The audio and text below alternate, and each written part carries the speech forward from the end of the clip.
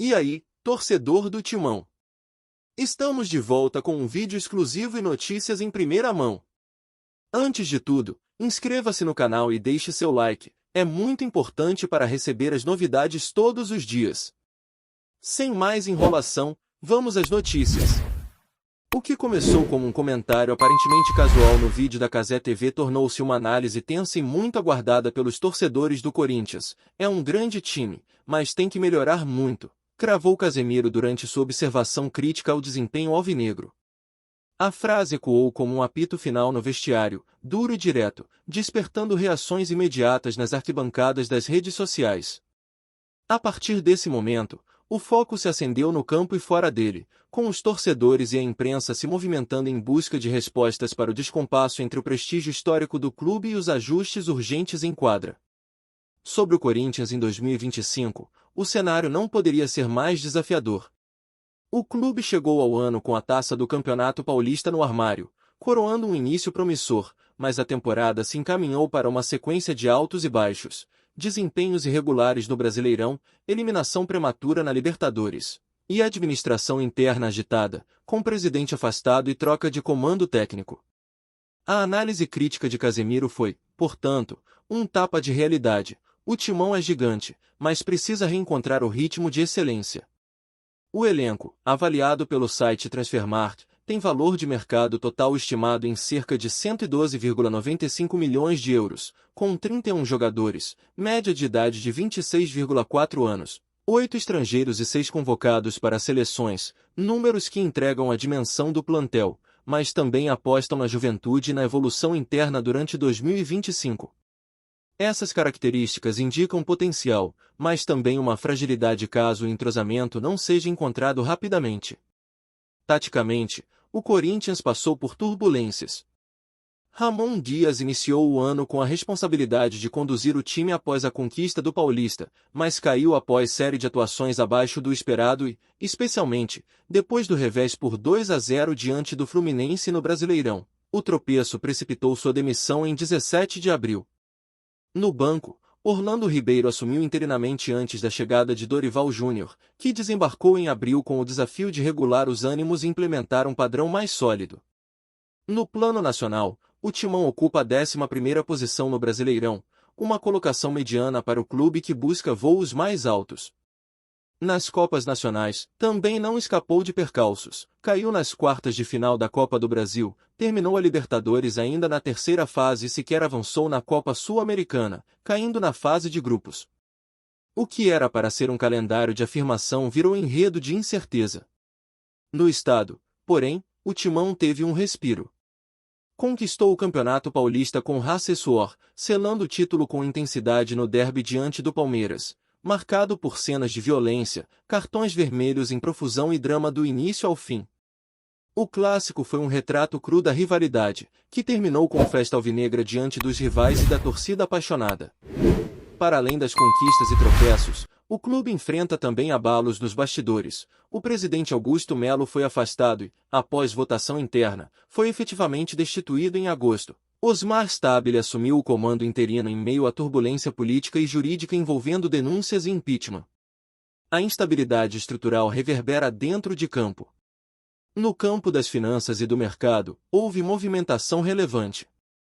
Foram contratados reforços como o goleiro Hugo Souza, ex-Flamengo, o zagueiro Kaká, do Tokushima Vortis, o lateral Fabrício Angileri e o atacante Vitinho, além da renovação do empréstimo de Maicon e a chegada de Thales Magno por empréstimo até o fim de 2025.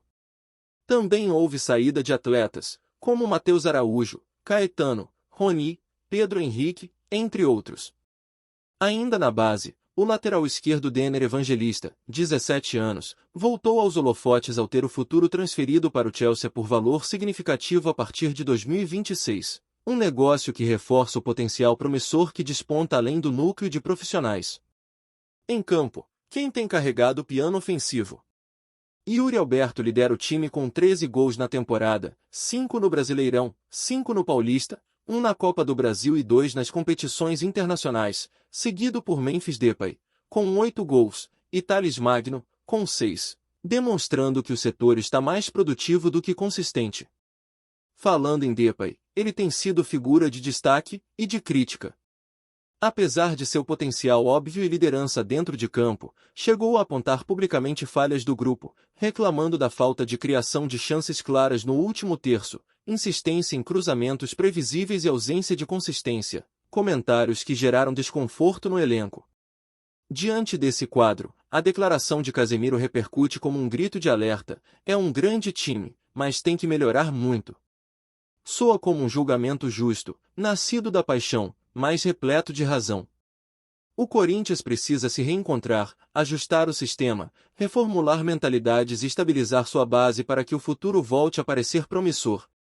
O que ficou claro é que o Timão tem camisa, tradição e torcida, mas enfrenta um quebra-cabeça em andamento, mistura de mudanças técnicas, crises administrativas, elenco em transição e pressões externas. O melhorar muito de Casemiro é menos crítica vazia e mais termômetro, sinalizando que o período de reestruturação está em curso e que os resultados ainda não engrenaram como deveriam. Olá, torcedor do Timão! Antes de continuarmos, já te convidamos para se inscrever no canal Notícias do Timão e deixar seu like, assim você fica por dentro de todas as novidades do Corinthians de forma exclusiva. Bora continuar! A pressão sobre Dorival Júnior não é pequena. O treinador chegou cercado de expectativas, sobretudo após seu desempenho marcante na seleção brasileira sub-23 e sua passagem pelo Flamengo. No entanto, adaptar-se ao ambiente instável do Parque São Jorge tem sido um desafio à parte. O técnico tenta equilibrar um elenco jovem com jogadores experientes que ainda não conseguiram entregar o que se espera deles. A palavra regularidade virou quase um mantra nas coletivas, mas ela ainda não se materializou dentro de campo. A oscilação coletiva é o reflexo de falhas que começam no sistema defensivo e se espalham pelo meio-campo até o ataque.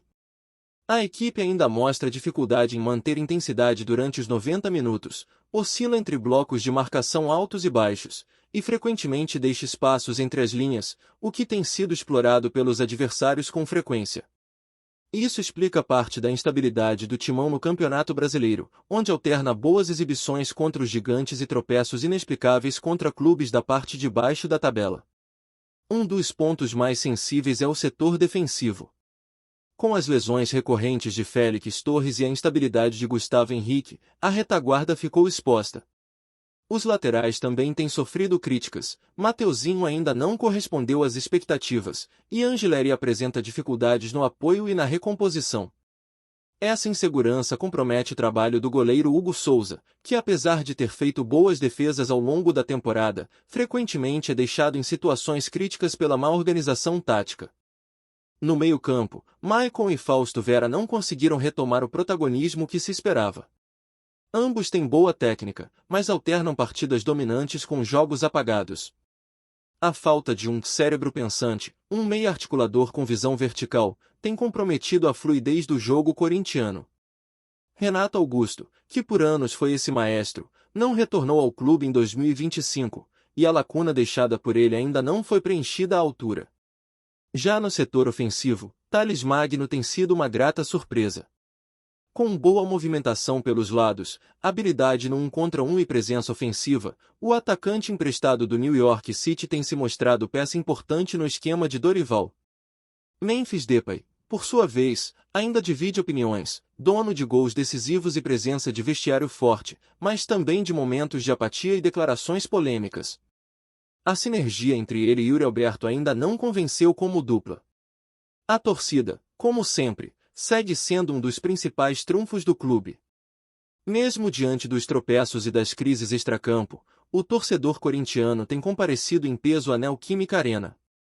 Os cantos apaixonados ecoam forte em Itaquera, exigindo entrega e honra à camisa. As redes sociais, por outro lado, têm sido terreno fértil para críticas, análises táticas e campanhas por mudanças, desde a diretoria até o elenco. O engajamento é permanente, típico da Fiel. Fora de campo, a SAF continua sendo tema recorrente nos bastidores. Após o afastamento de Augusto Melo, especula-se que investidores estrangeiros demonstraram interesse em assumir parte do controle do futebol do clube. Entre reuniões discretas e pressões políticas internas, o Corinthians se encontra em um momento de bifurcação, seguir como clube associativo ou abrir as portas para um modelo empresarial. A torcida, embora dividida, exige transparência e responsabilidade acima de tudo. A base, como sempre, segue sendo uma mina de ouro para o clube. Além da venda de Denner Evangelista, outros jovens têm chamado a atenção, como o atacante Kaique, o volante Breno Bidon e o zagueiro João Pedro Checa. Todos foram utilizados pontualmente no time principal e mostraram personalidade, o que reforça a necessidade de dar mais minutos a quem já demonstra qualidade e identidade com a camisa. A análise de Cazé reflete uma leitura precisa do momento vivido. O Corinthians tem estrutura, tem investimento, tem torcida e tem história. Mas o futebol jogado dentro das quatro linhas ainda está aquém da expectativa que se espera de um gigante do tamanho do Timão. Tem que melhorar muito, não é uma provocação, é quase um pedido urgente para que o time acorde, se organize e retome a trilha das conquistas. O histórico do clube mostra que o Corinthians é capaz de grandes viradas. Já saiu da Série B para ser campeão mundial. Já foi desacreditado para vencer a Libertadores de forma invicta. Já foi taxado de instável para calar estádios lotados com atuações épicas. A mística alvinegra ensina que o Corinthians não morre, ele se reinventa, e talvez estejamos diante de mais um desses ciclos de reconstrução.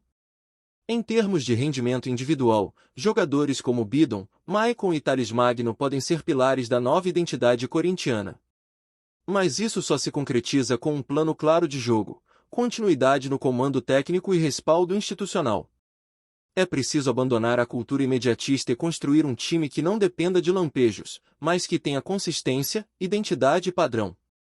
Casemiro, ao falar na Cazé TV, vocalizou o que muitos torcedores já sentem: o respeito ao passado não pode ser escudo para esconder os problemas do presente. O Corinthians precisa urgentemente transformar seus talentos em resultados, suas promessas em realidade, e suas estratégias em conquistas.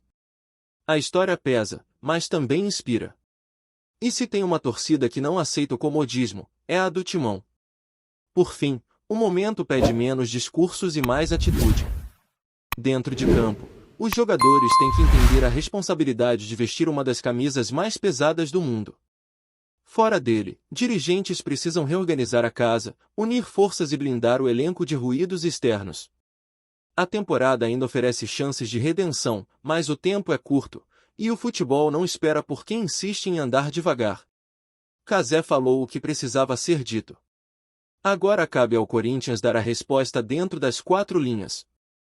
Porque tamanho histórico exige grandeza, e grandeza cobra resultados. Trazemos notícias atualizadas do Timão todos os dias. Inscreva-se no nosso canal e dê um like para continuar recebendo notícias exclusivas. Compartilhe também a sua opinião sobre essa notícia nos comentários, isso é muito importante para o Corinthians. Até o próximo vídeo.